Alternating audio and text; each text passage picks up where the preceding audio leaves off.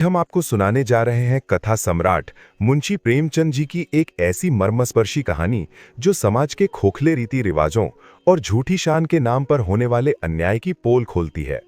इस कहानी का नाम है मृतक भोज। कहानी की शुरुआत होती है एक भारी और उदास शाम से। सेठ रामनाथ, जो कभी शहर के जाने माने व्यापारी हुआ करते थे, आज रोगशैया पर पड़े अपनी अंतिम सांसें गिन रहे थे। उनके कमरे में दवाओं की तीखी गंध और मौत की खामोशी पसरी हुई थी। खिड़की से आती हुई डूबते सूरज की लाल रोशनी उनके पीले पड़ चुके चेहरे पर पड़ रही थी। रामनाथ ने अपनी पथराई हुई आंखों से अपनी पत्नी सुशीला की ओर देखा। सुशीला, जो अभी जवानी की दहलीज पर ही थी, लेकिन जिसके चेहरे पर समय से पहले ही चिंताओं की झुर्रियां आ गई थीं। वो सिर झुकाए उनके पैरों के पास बैठी उन्हें धीरे धीरे दबा रही थी। उसकी आंखों में आंसू सूख चुके थे, बस एक वीरान सा सन्नाटा था। रामनाथ ने कांपते हुए हाथ से सुशीला का हाथ थामने की कोशिश की और क्षीण स्वर में बोले, सुशीला, मैं बड़ा अभागा हूं। मेरे साथ तुम्हें सदैव ही दुख भोगना पड़ा। जब घर में कुछ न था, गरीबी थी, तो तुम रात दिन गृहस्थी के धंधों में पिसती रहीं, बच्चों के लिए मरती रहीं। और जब जब जरा कुछ संभला, दो पैसे हाथ में आए और तुम्हारे आराम करने के दिन आए, तो मैं तुम्हें मंझधार में छोड़कर जा रहा हूं। रामनाथ की सांसें उखड़ने लगी। उन्हें खांसी का दौरा पड़ा। सुशीला ने तड़पकर उन्हें पानी पिलाया और रोते हुए बोली, ऐसी बातें न करो, आप ठीक हो जाएंगे, डॉक्टर ने कहा है। रामनाथ ने फीकी हंसी हंसी। डॉक्टर को कहने दो सुशीला, मैं जानता हूं बुलावा आ गया है, लेकिन मुझे मौत का डर नहीं है। मुझे डर है तो बस इस बात का कि मेरे बाद तुम्हारा और इन मासूम बच्चों का क्या होगा। जो कुछ जमा पूंजी थी वो तो मेरी बीमारी ने निगल ली। अब तुम्हारे पास क्या बचा है? बस ये मकान। इसे मत बेचना सुशीला, चाहे भूखों मर जाना, पर छत मत गंवाना। इसी से तुम्हारा जीवन किसी तरह कट जाएगा। सेठ जी की नजर कोने में खेल रहे अपने दोनों बालकों मोहन और सोहन पर पड़ी। वे दोनों अभी अबोध थे, नहीं जानते थे कि उनके सिर से पिता का साया उठने वाला है। छोटा सोहन एक खिलौने के लिए मचल रहा था। सेठ जी की आंखों में आंसू आ गए। बोले, सुशीला, उसे वो खिलौना मंगवा दो ना, बेचारा कब से रो रहा है। मेरे पास अब देने को कुछ नहीं बचा। क्या क्या अरमान थे दिल में, बच्चों को पढ़ाऊंगा, बड़ा आदमी बनाऊंगा, सब धूल में मिल गए। सुशीला का कलेजा मुंह को आ गया। उसने अपना आंचल मुंह में दबा लिया ताकि रोने की आवाज बाहर ना आए। धन को उसने हमेशा प्राणों से भी प्रिय समझा था, एक एक पैसा जोड़कर रखा था, लेकिन अंत में डॉक्टर और हकीमों ने सब खा लिया। और अब ये कठोर सत्य बनकर आंखों के सामने खड़ा था कि उसके पति के पास वक्त नहीं है। रात गहरी होती गई और फिर वो घड़ी आ ही गई जिसका डर था। रामनाथ ने एक लंबी हिचकी ली और हमेशा के लिए अपनी आंखें मूंद लीं। सुशीला की दुनिया उजड़ गई।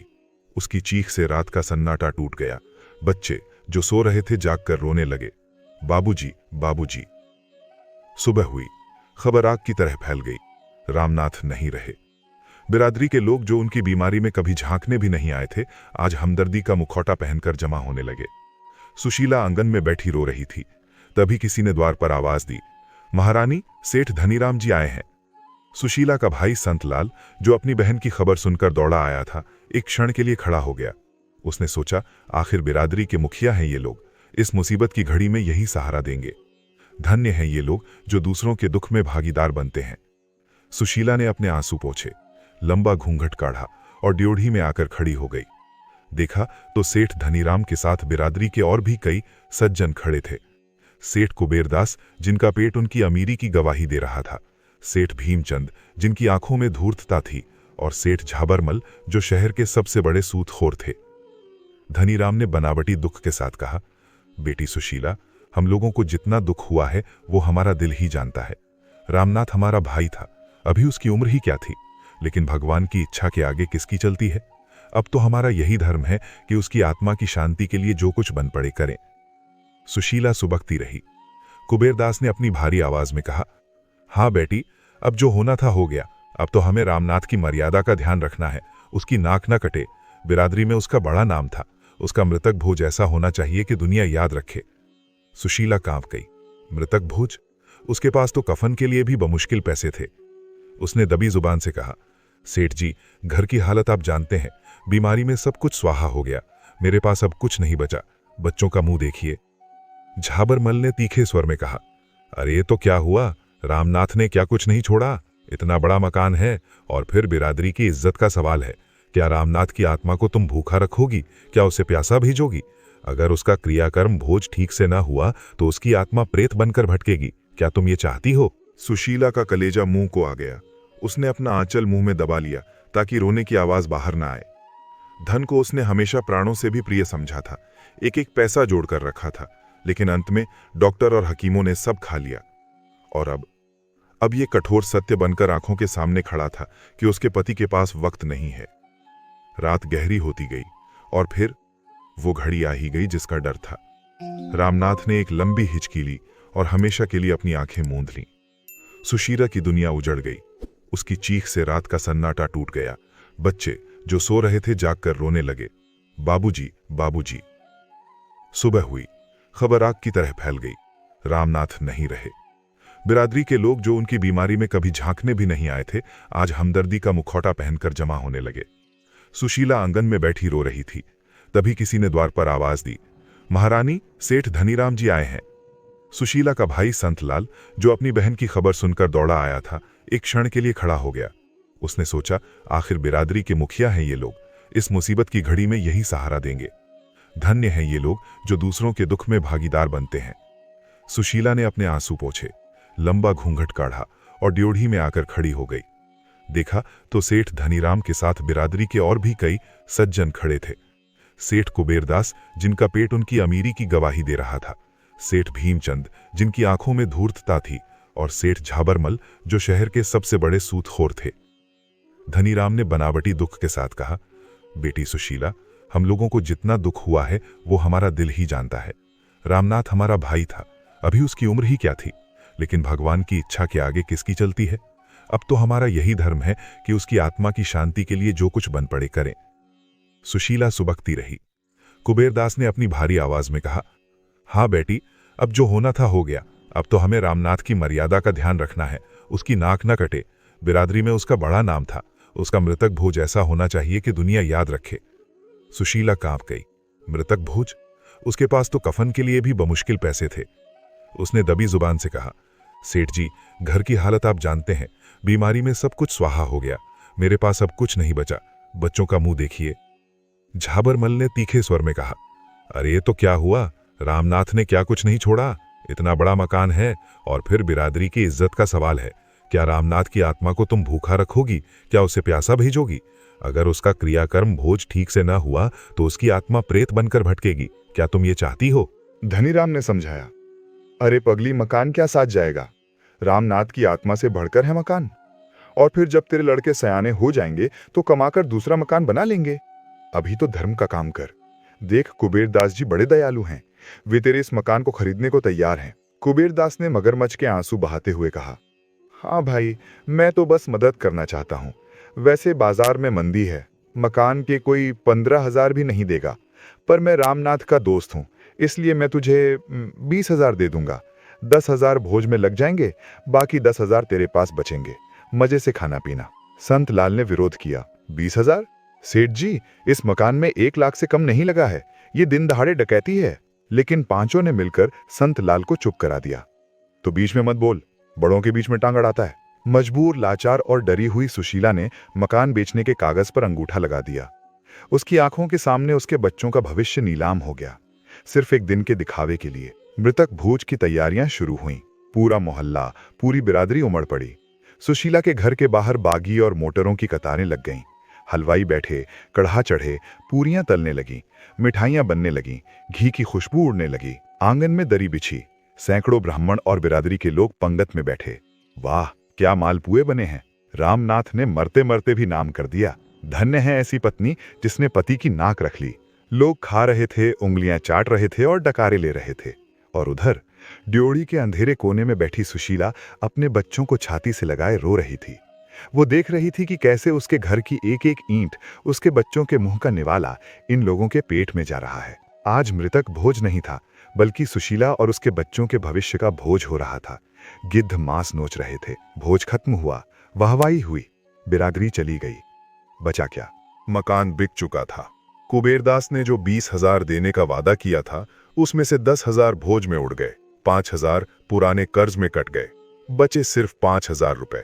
1 महीने बाद कुबेरदास के मुनीम ने आकर कहा, सेठ जी ने कहा है मकान खाली कर दो, उन्हें अब इसमें अपना गोदाम बनाना है। सुशीला रोई, गिड़गिड़ाई, अभी तो महीना भी नहीं हुआ, थोड़ा वक्त और दे दो, मैं कहाँ जाऊंगी। मुनीम ने रूखेपन से कहा, ये मैं नहीं जानता, सेठ जी का हुक्म है, कल शाम तक खाली कर देना, वरना सामान सड़क पर फेंक दिया जाएगा। अगले दिन सुशीला अपने 2 छोटे बच्चों और एक गठरी के साथ उस आलीशान घर से निकली जिसे उसके पति ने बड़े अरमानों से बनवाया था। वो घर जिसकी हर दीवार में उसकी यादें थीं। उसने मुड़कर देखा, कुबेरदास का ताला लटक रहा था। वो एक पड़ोसी के छोटे से सीलन भरे कमरे में किराए पर रहने चली गई। किराया था 10 रुपए महीना, लेकिन वो भी उसके लिए पहाड़ था। वक्त बीतने लगा, वो 5,000 रुपए भी जो बचे थे बच्चों की बीमारी और खाने पीने में धीरे धीरे खत्म होने लगे। सुशीला ने सिलाई कढ़ाई शुरू की, चक्की पीसी, लेकिन 2 बच्चों का पेट भरना और किराया देना मुश्किल हो रहा था। 3 साल बीत गए। सुशीला की हालत बद से बदतर हो गई थी। वो अब हड्डियों का ढांचा बन चुकी थी। बड़ा बेटा सोहन, जो अब 10 साल का था, स्कूल छोड़कर एक दुकान पर छोटू का काम करने लगा था। एक दिन मकान मालिक, जो उसी बिरादरी का प्रतिष्ठित व्यक्ति था और जिसने मृतक भोज में खूब पूरियां उड़ाई थीं, आया। उसने चिल्लाकर कहा, सुशीला, 3 महीने का किराया बाकी है, 30 रुपए आज दे दे, वरना निकल जा मेरे घर से, मैं कोई धर्मशाला नहीं चला रहा। सुशीला ने हाथ जोड़कर कहा, सेठ जी, थोड़ी मोहलत दे दो, सोहन को तनख्वाह मिलने वाली है। सेठ ने गंदी नजर से उसकी 13 साल की बेटी रेवती को देखा, जो कोने में सहमी खड़ी थी। बोला, अच्छा, ये लड़की तो सयानी हो गई है, कहीं इसकी सगाई की बातचीत नहीं की। सुशीला कांप गई। अभी तो बच्ची है सेठ जी, और मेरे पास पैसे कहाँ हैं शादी के लिए। सेठ ने हंसते हुए कहा, पैसे की क्या चिंता, मैं हूं ना। मेरी नजर में एक लड़का है, थोड़ा उम्र दराज है, 50 का होगा, लेकिन मालदार है। तेरी बेटी राज करेगी और तेरा सारा किराया भी माफ हो जाएगा। बोल, है मंजूर? सुशीला को लगा जैसे किसी ने उसके मुंह पर तमाचा मारा हो। एक 50 साल के बुढ़े से उसकी फूल सी बच्ची की शादी, सिर्फ किराए के बदले। उसने शेरनी की तरह दहाड़ कर कहा, निकल जाओ मेरे घर से, मैं भूखी मर जाऊंगी, सड़क पर सो जाऊंगी, पर अपनी बेटी को किसी बुढ़े के गले नहीं बांधूंगी, अपनी बेटी का सौदा नहीं करूंगी, खबरदार जो दोबारा ऐसी बात की। सेठ खिसियाकर चला गया, लेकिन जाते जाते धमकी दे गया, ठीक है, कल तक किराया दे देना, वरना सामान बाहर होगा। अगली सुबह सुशीला को घर से निकाल दिया गया। वो अपने बच्चों को लेकर सड़क पर आ गई, न सिर पर छत, न पेट में दाना। उसने मदद के लिए उसी सेठ धनीराम का दरवाजा खटखटाया जिसने भोज की सलाह दी थी। धनीराम ने नौकर से कहलवा दिया, सेठ जी पूजा में हैं, मिल नहीं सकते। वो कुबेरदास के पास गई, जिसने उसका मकान खरीदा था। कुबेरदास ने कहा, अरे अब मैं क्या करूं, मैंने तो पूरे दाम दिए थे, अब तू जाने, तेरा काम जाने। जिन लोगों ने उसकी इज्जत बचाने के नाम पर उसका घर बिकवाया था, आज वे उसे पहचानने से भी इनकार कर रहे थे। अंत में एक गरीब बूढ़ी विधवा, जो सब्जी बेचती थी और जिसे बिरादरी नीची नजर से देखती थी, उसने सुशीला का हाथ थाम लिया।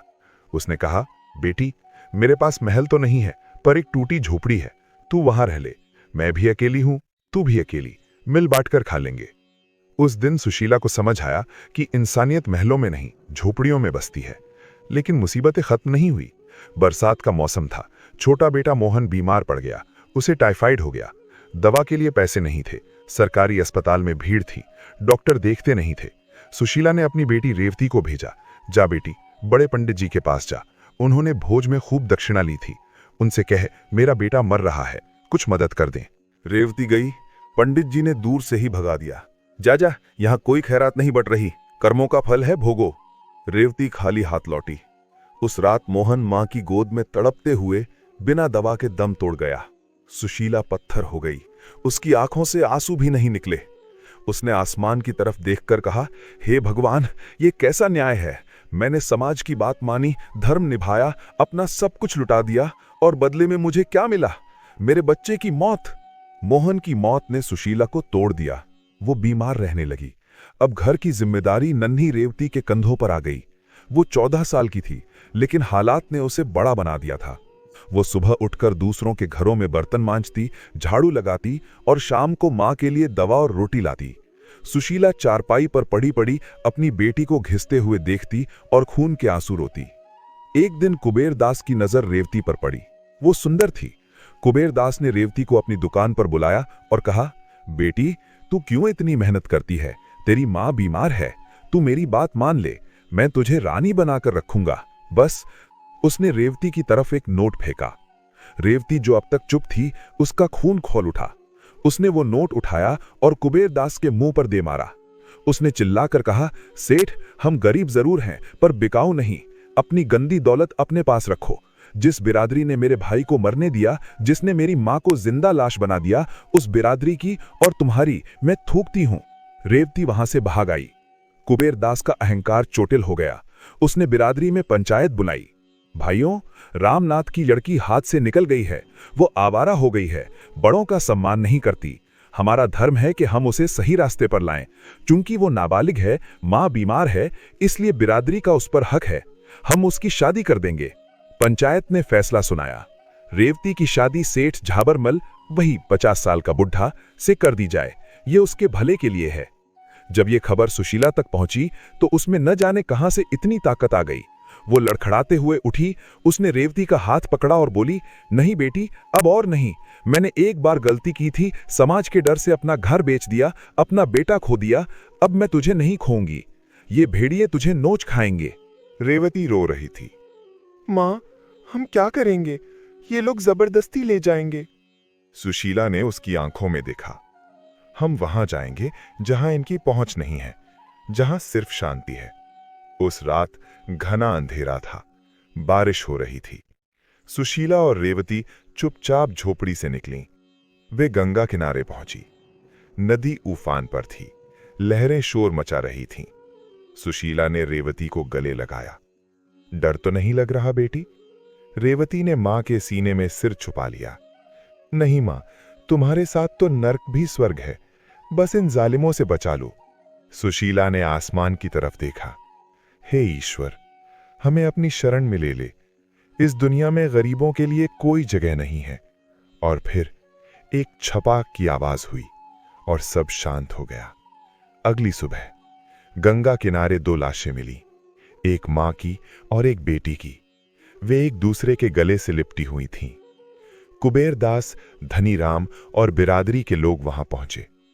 कुबेर दास ने लाशों को देखकर कहा, चलो, अच्छा हुआ, बिरादरी की बदनामी तो न होगी, खुद ही मर गई। धनीराम ने कहा, हां, कर्म ही ऐसे थे, अब इनका क्रियाकर्म कर दो ताकि पाप न लगे। लेकिन वहां खड़ा संतलाल, जो अब तक चुप था, आज फट पड़ा। उसने चिल्लाकर कहा, बंद करो ये नाटक। तुम लोगों ने इन्हें मारा है। ये आत्महत्या नहीं, हत्या है। तुम सब के हाथों पर इनका खून है। तुम लोगों ने इज्जत के नाम पर एक हंसते खेलते परिवार को खा लिया। पहले बाप को लूटा, फिर बेटे को दवा के बिना मारा और आज मां बेटी को नदी में कूदने पर मजबूर कर दिया। धिक्कार है तुम पर, धिक्कार है ऐसी बिरादरी पर। संतलाल की आवाज गूंज रही थी, लेकिन सुनने वाले बहरे थे। वे अपनी नाक बचाने में लगे थे। पर इतिहास गवाह है और ऊपर वाला देख रहा है। सुशीला और रेवती की वो खामोश चीखें आज भी समाज से एक ही सवाल पूछती हैं, क्या इंसान की जान से बढ़कर है ये झूठी शान? क्या एक भोज के लिए किसी का घर उजाड़ना धर्म है? दोस्तों, मुंशी प्रेमचंद की ये कहानी मृतक भोज सिर्फ एक कहानी नहीं, एक आईना है। आज भी हमारे समाज में दिखावे के नाम पर शादियों और मौत के भोज में लाखों रुपए बर्बाद किए जाते हैं, चाहे उसके लिए घर क्यों न बेचना पड़े। कब समझेंगे हम कि असली श्रद्धांजलि भोजन कराने में नहीं, बल्कि उस परिवार को सहारा देने में है जो अपना सब कुछ खो चुका है। उम्मीद है ये कहानी आपको पसंद आई होगी। अगर ऐसी कहानियां सुनकर आपको कुछ महसूस होता है तो चैनल को सब्सक्राइब करें, वीडियो को लाइक करें और अपनी राय कमेंट में जरूर लिखें।